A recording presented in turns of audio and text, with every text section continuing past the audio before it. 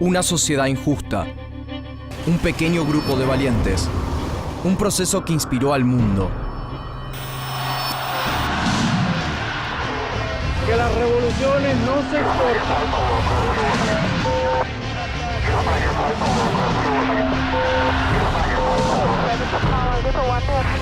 Esta América de color.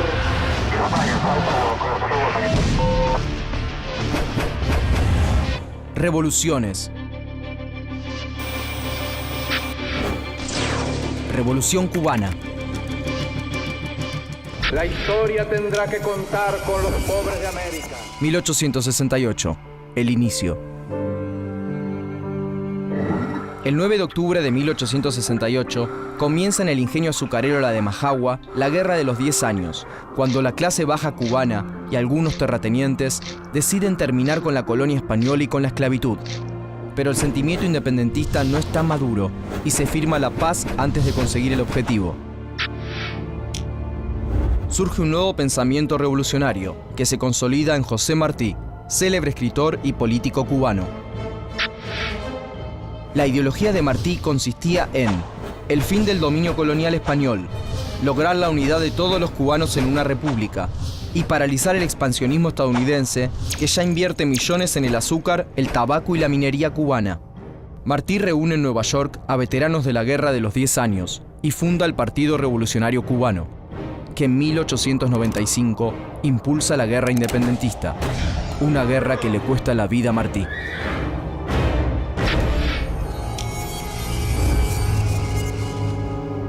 ...1902... la República de Cuba. Como una Cuba independiente puede hacer peligrar las inversiones estadounidenses en la isla, en 1898 los Estados Unidos intervienen en la guerra independentista y terminan de derrotar a España. Respaldados por su victoria, los Estados Unidos ocupan la isla.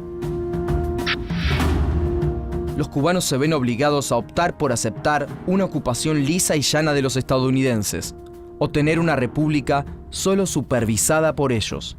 En 1901 se sanciona la nueva Constitución cubana, en la que los Estados Unidos se reservan el derecho de intervenir directamente en la isla si consideran que se están violando derechos o libertades. Así, con una disimulada violación a las libertades cubanas, se crea la República de Cuba.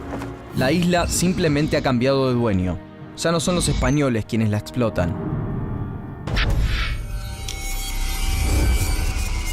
1923. La crisis. En 1902 asume sin elecciones el primer presidente de Cuba, Tomás Estrada Palma. Su gobierno formaliza los vínculos de la dependencia impuesta por los Estados Unidos, que se benefician económicamente. La falsa independencia no ha traído ninguna mejoría para las clases bajas. En las plantaciones se sigue explotando a los trabajadores. Y en las industrias, el incipiente proletariado apenas tiene un salario decente. Se suceden los presidentes y las intervenciones de los Estados Unidos, pero la realidad social nunca cambia. En 1920 cae el precio del azúcar y Cuba sufre una tremenda crisis financiera. Ese mismo año se realiza el primer Congreso Obrero Independiente y surgen movimientos intelectuales y estudiantiles de izquierda y antiimperialistas. En 1925 toma el poder Gerardo Machado, un dictador autoritario y represor que cuenta con el apoyo de los Estados Unidos y ataca duramente a sus detractores. Surgen las protestas y dos huelgas generales en 1929 y 1933. Machado huye del país mientras que sus seguidores son perseguidos. El poder recae en una pentarquía que nombra un nuevo jefe de ejército. Su nombre es Fulgencio Batista. Nombre: Fulgencio Batista y Saldívar. Lugar y fecha de nacimiento: Veguita, provincia de Holguín, 16 de enero de 1901. Origen social: bajo. Oficio: militar. Datos destacados: ambos padres lucharon contra España por la independencia. Batista reprime a los opositores, sobre todo a los comunistas de las centrales azucareras. En 1940, y en medio de la Segunda Guerra Mundial, la pentarquía llama a elecciones. Batista es elegido presidente y gobierna Cuba hasta 1944. 1945, Escuela de Revolucionarios. A partir de 1944, los gobiernos se caracterizan por su corrupción y por un mayor acercamiento a los Estados Unidos y a los grupos económicos que invierten en la isla. Nace la oposición en Cuba y se fortalece en las organizaciones estudiantiles, y en 1945 ingresa a la universidad un joven que cambiará el curso de la historia: Fidel Castro. Nombre: Fidel Alejandro Castro Ruz. Lugar y fecha de nacimiento: Virán, provincia de Holguín, 13 de agosto de 1926. Origen social: alto. Oficio: abogado, doctor en Derecho Civil y licenciado en Derecho Diplomático. Datos destacados: gobernó formalmente Cuba recién desde 1976 a 2008. Castro se vuelve un militante activo. Es elegido prontamente como delegado del curso. En 1947 forma parte de la invasión armada multinacional de Cayo Confites, en la que 1.200 hombres conforman una coalición democrática para destituir al dictador dominicano Rafael Trujillo. Pero la operación es interceptada y Castro huye a nado. Esta ola ya no parará más. 1952, el golpe de Batista. En 1952, en La Habana, Castro es candidato a diputado por el Partido Ortodoxo. El Partido Ortodoxo era un desprendimiento del Partido Revolucionario Cubano, que hacía de la moral y la ética una bandera. Era de ideas democráticas y populares, aunque no claramente de izquierda. Pero Batista da un golpe de Estado para evitar el inminente triunfo del Partido Ortodoxo. Termina así con la aspiración de Castro, quien lo denuncia ante un tribunal de urgencia.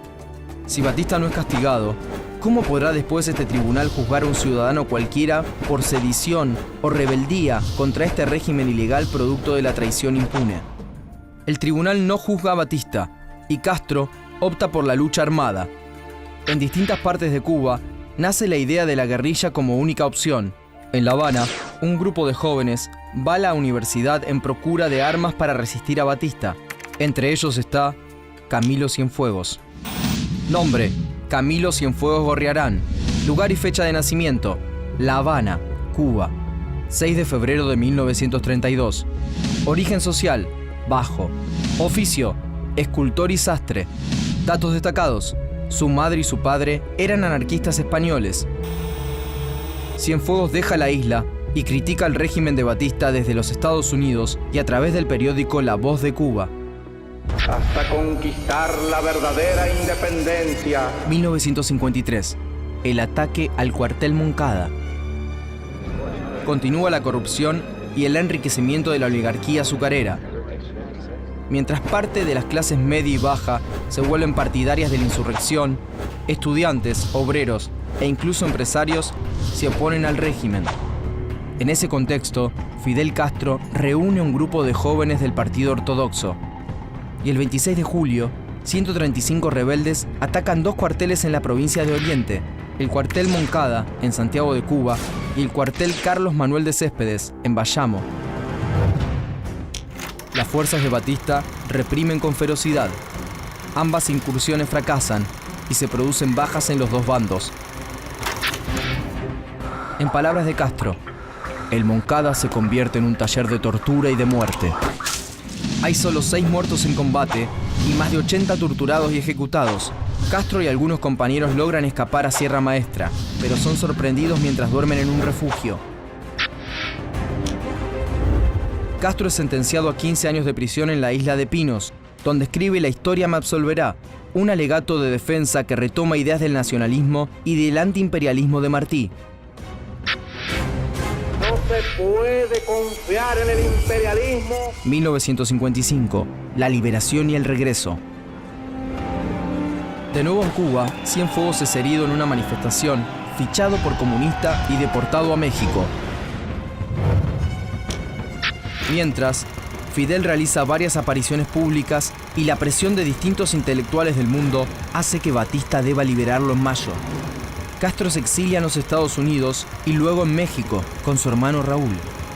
Allí, en el exilio, Fundan el movimiento revolucionario 26 de julio y establecen contactos y acuerdos con otras fuerzas que buscan derrocar a Batista. Estudiantes, políticos, la KGB, parte de la CIA y muchos jóvenes idealistas revolucionarios como Cienfuegos y como Ernesto Guevara. Nombre: Ernesto Guevara Lynch. Lugar y fecha de nacimiento: Rosario, Argentina, 14 de mayo de 1928. Origen social: alto. Oficio: médico. Datos destacados: después de la Revolución Cubana, combatió en América Latina y en África.